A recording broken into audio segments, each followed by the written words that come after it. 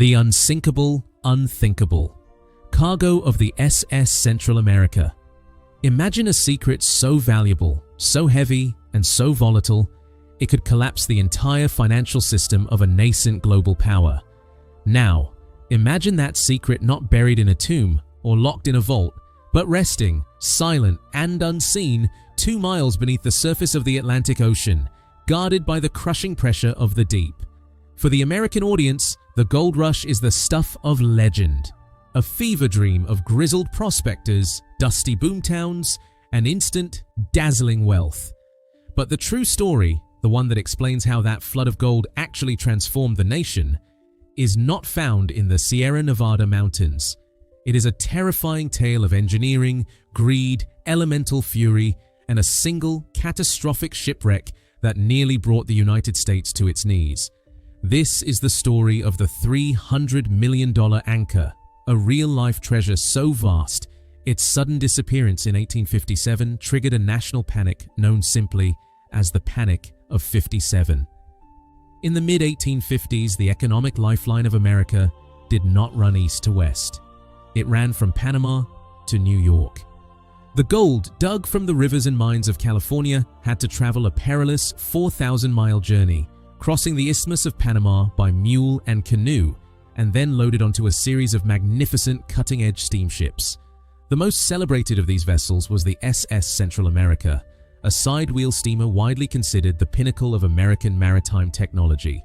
She was a floating palace, a marvel of speed and luxury, and she was tasked with carrying the most important cargo in the world, the wealth that fueled Wall Street, financed railroads, and paid the armies of laborers building the American future.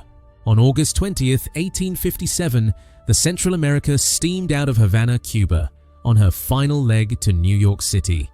Below her decks, securely stored in the purser's safe and in stout wooden boxes, was an astonishing consignment of wealth. Not a few gold coins, but nearly 30,000 pounds of gold.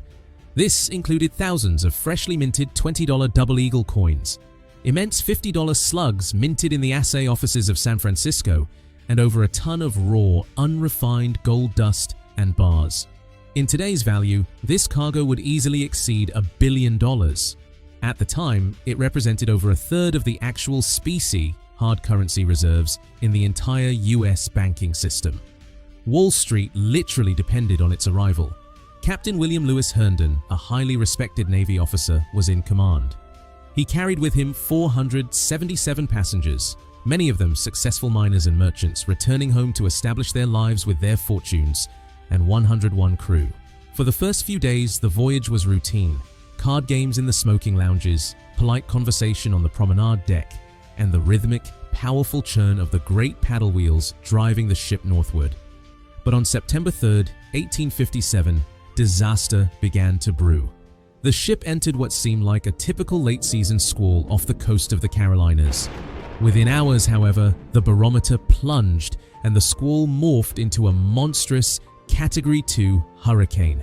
For 3 days, the Central America was battered by 100-mile-per-hour winds and waves the size of small hills.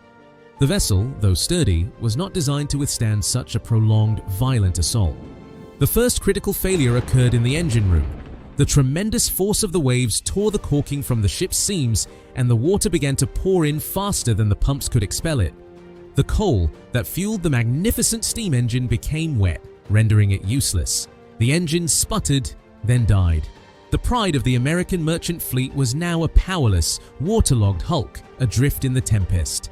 Captain Herndon ordered every man, crew, miner, and businessman alike to the bilge pumps, forming a desperate human chain gang in a suffocating effort to keep the ship afloat. For 53 hours, they fought the Atlantic.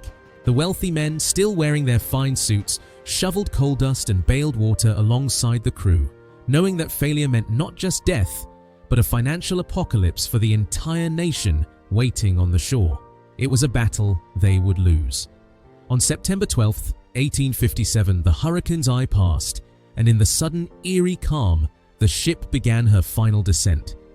The secret cargo, the gold that was meant to be the salvation of the American economy, was about to become a devastating phantom weight, dragging hundreds of souls and the nation's financial stability to the bottom of the sea.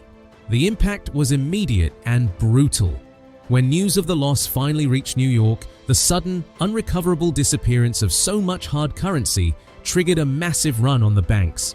Railroad bonds collapsed. Businesses went bankrupt overnight.